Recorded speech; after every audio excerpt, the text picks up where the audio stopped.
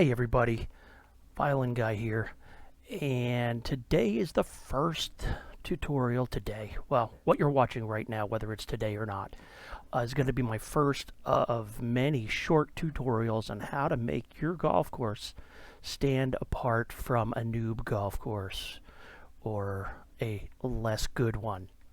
How to make yours stand apart. So we're going to do two things today. The main thing is going to be using the measuring tool, which is so important for a lot of different reasons, especially so in this new game in PGA2K21. But first we're going to start with a very basic thing, which is don't use the tee boxes that are provided for you. Heck, don't even use the texture of the tee boxes. I designed two courses way back when for TGC2. This is about 4 years ago. I designed two courses before I realized you could change the texture. You don't have to have the green texture as your tee box texture. Heck, you don't even have to have this weird square looking thing that's way too big for this tee. What? So, first thing you want to do is tee box settings, tee box size, 0. Oh no, I have no tee box. I'm hitting off the tee out of the heavy rough. Not a big deal. So hit back, go back, create, surfaces, fairway. Very important. Fairway, fairway, fairway. And then you can do whatever you like. Heck, you could even use, you want to use the spline? Cool. Let's do that. The only problem with the splines is,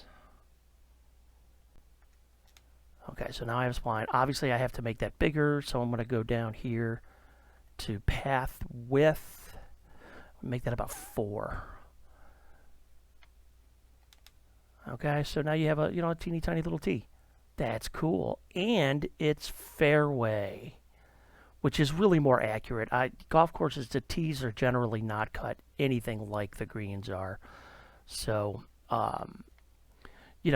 the only problem with it is you sometimes are going to get these little distortions like this, where it doesn't really round off the corners or square off the corners correctly. So what you could do instead is you could just do like create surfaces, fairway, brush, and use this thing. Obviously that's too big, so we can do this. Now if you really want to get fancy, oh, watch out now. Go ahead and hit the Y button. Boom. And then you could do this. And you can make it scrunch it. Which is basically the same thing. Hit Y again when you want to rotate it.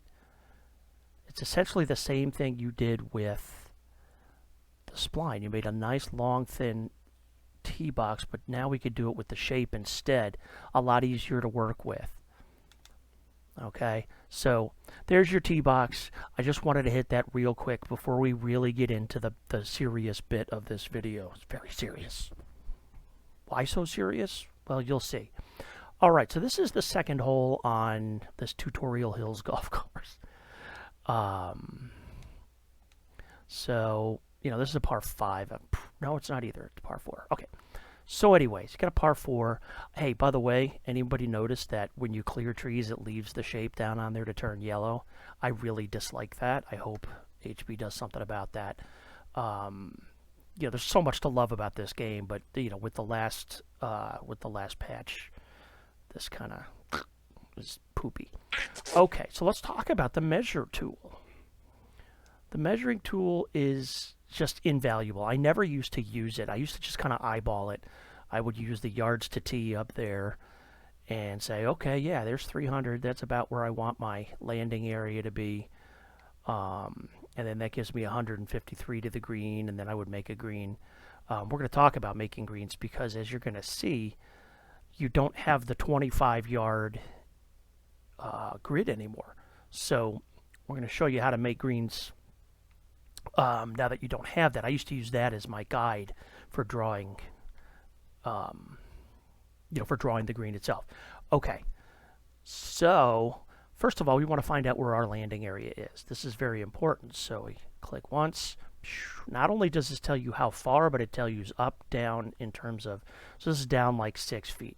I usually like to put my landing areas at around 299, 300, which means, okay, so that's what that is. So which means that if you tee off from the thing, the sweet spot of the fairway is going to be here. So then the other thing that I do is I use this. Now that's not going to be good enough, so let's go here and make a nice wide. I usually go about 30 to 35 yards wide at the widest point. So yay. But then as you get farther, I like to do this. Okay, we make that more like 24, and then we can make this more like, 15, 20. Which means if you hit it too far, like 320 is not, again, it's not out of the realm of possibility to hit 320 downwind. You can hit it right through the fairway. All right, so that's what I like to do with the fairways when I try to figure out where I'm going to be. Now, a lot of guys actually, they use the measuring tool to completely draw their fairways, and that's a cool way to do it. I kind of cut that corner when I'm designing. I don't do that. It's totally up to you. There's as many ways to design a golf course as there are designers to do it. Okay, so now you can look here, and let's say you hit it to your nice area here, 300 yards off the tee. That's 160 yards to the green. So 160 yards is not terribly far. You generally want your greens to be larger as the distance to that green increases. So you want your larger greens large enough to accept a shot from 200 yards. To accept a shot with a hybrid or a long iron that will generally not check up. At 160 yards, you can go a little smaller on your greens. So what I'll do, now that this doesn't cover, usually you used to get, like I said, the 25-yard, square box here, and I would go just outside of that as a judge of how big I want my greens to be. Now I go a little bit different.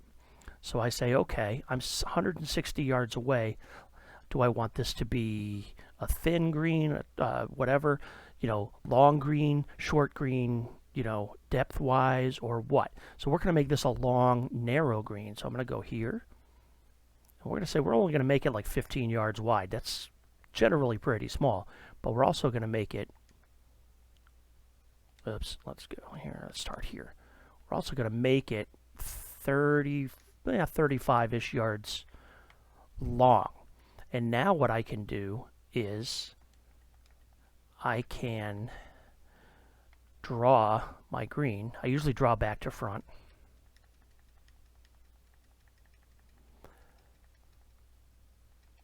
Now this is a weird looking shape. I would probably redo this, and it's also 4 things wide. Remember we did that before with the tee box. So let's get it back to 2.5. This is a weird shape for a green. I almost like it. Sharpen, smooth, fill. And then I smooth these out here because those are the weird ones. Obviously this green needs a lot of adjusting. I kind of like it. You put like a nice bunker right here or something. But that's a good, narrow, long green. All right. In general, greens should be really no more than like 40 by 40 yards. That's an enormous green, by the way, at 40 by 40 yards. Okay, what is that? That's 1,600 square yards. Wait. I don't know. I don't math. But that's an enormous green at 40 by 40 or 50 by 50. There is an epidemic among the design community of making greens that are just freaking enormous. And what that does, I get it. I understand why you would want to do that, because now you got a player who's on the green but a mile from the hole. Problem is, TGC Tours recently changed their thing so you can chip within 75 feet of the hole, not 100. So anything, these greens where you're, 87 yards away from the hole, now you can go ahead and chip it from there, which is much better. So there's really no reason to make greens that big. Okay, if you want to have a shared green, okay, that's a little bit different, but there's no reason to make a green that's 80 yards deep, or 100 yards wide or something like that. It's just too big. Use this measuring tool to do that. You can also use the measuring tool to decide, okay, where are my hazards going to be? So let's say I want, go back to our tee box here. All right, so at 210 to about 277 to 280 is about how far most people can carry it. We'll say 288. That's the driver I use is 288. So, boom. Now I want a hazard right here. Okay, so now when you draw your fairway, all right, I'm just going to kind of do this very quickly.